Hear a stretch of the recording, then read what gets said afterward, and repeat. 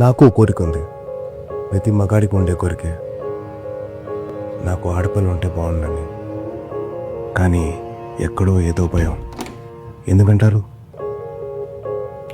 గేమర్దా, ఒక మనిషి వంట చేస్తున్నట్టు ఇమాజిన్ చేసుకో. ఒక మనిషి కాలు మీద కాలు వేసుకొని కాఫీ తాగుతున్నట్టు ఇమాజిన్ చేసుకో.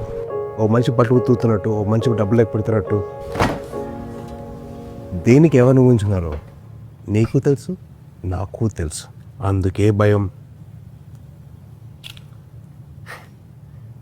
అయినా తప్పు మంది కాదులే. చిన్నప్పటి నుంచి మనం అదే నేర్చుకున్నాం. ఏడుస్తే అమ్మాయిలు ఎగురుస్తామని, ఆటలు ఓడిపోతే అమ్మాయిలు ఆడుతున్నామని, చివరికి ఉద్యోగం చేయకపోతే ఆడంగిలాగా ఇంట్లో కూర్చుంటామని. ప్రతిసారి అమ్మాయి అనే పదం తక్కువలాగా వాడడం అలవాటైపోయింది. అందుకే భయం. అమ్మాయిగా పుట్టడం వల్ల తను ఎంత సర్దుకుపోవాలో, ఎంత జాగ్రత్తగా ఉండాలో, ఎంత స్వేచ్ఛను కోల్పోవాలో, ఎంత ప్రూవ్ చేయాలో అనే భయం ఉంది. నేనేదో పెద్ద పెద్ద క్లైమ్స్ గురించి మాట్లాడలేదు. రోజు జరిగే చిన్న చిన్న విషయాల గురించి మాట్లాడుతున్నాను.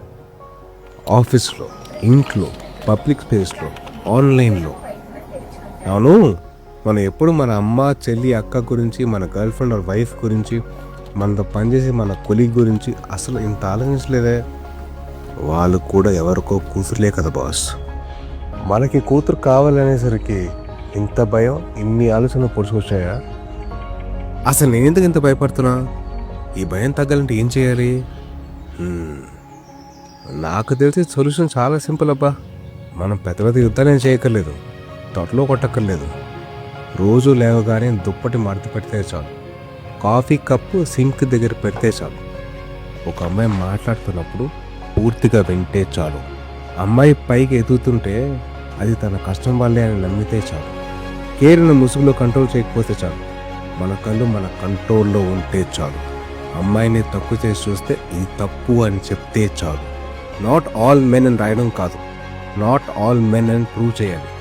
రాక్షసులు కొంతమంది ఉంటారు, మాట్లాడకుండా మనకెందుకు లేని దుంకునేవారు చాలా ఎక్కువ మంది ఉంటారు. మరి మనం ఏం చేయాలి? నిలబడాలి.